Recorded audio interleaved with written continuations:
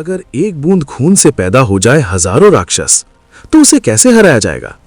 प्राचीन काल में जब देवताओं और असुरों के बीच भयंकर युद्ध चल रहा था, तब एक ऐसा राक्षस सामने आया जिसे मारना लगभग असंभव था। उसका नाम था रक्तबीज। उसका वरदान था, उसके शरीर से गिरी हर एक बूंद खून एक नया रक्तबीज बन जाती थी। युद्ध शुरू हुआ।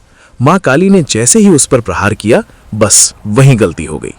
रक्त की बूंदें जमीन पर गिरी और देखते ही देखते हजारों लाखों रक्तबीज खड़े हो गए। पूरी धरती राक्षसों से भर गई। देवता डर गए।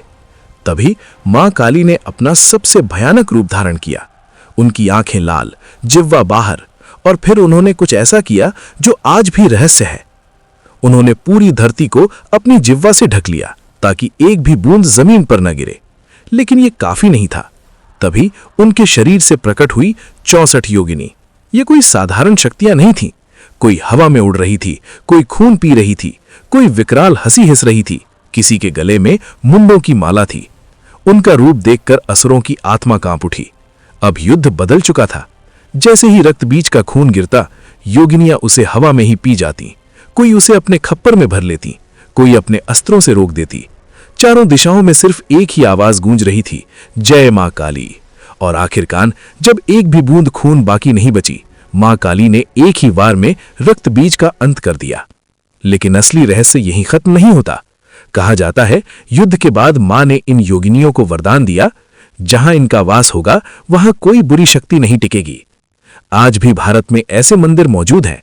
सबसे प्रसिद्ध है मध्य प्रदेश के भेड़ाघाट, जबलपुर और मितावली, मुरैना के 64 योगिनी मंदिर, जहां आज भी 64 योगिनियों की मूर्तियां विराजमान हैं। कुछ मूर्तियां इतनी भयानक हैं कि रात में अकेले देखने की हिम्मत नहीं होती। लोग कहते हैं, रात के समय इन मंदिरों में योगिनियां जीवित हो उठती हैं। डमरू की आवाज, घंटियों का नाद और विकराल हंसी सुनाई देती है। जो सच्चे मन से इनका स्मरण करता है, उसकी रक्षा स्वयं मां काली और उनकी 64 सखियां करती हैं। लेकिन जो अपवित्र मन से जाता है, उसकी अकाल मृत्यु निश्चित है। इसलिए आज भी तांत्रिक और साधक अमावस्या की रात में 64 योगिनियों का जप करते हैं।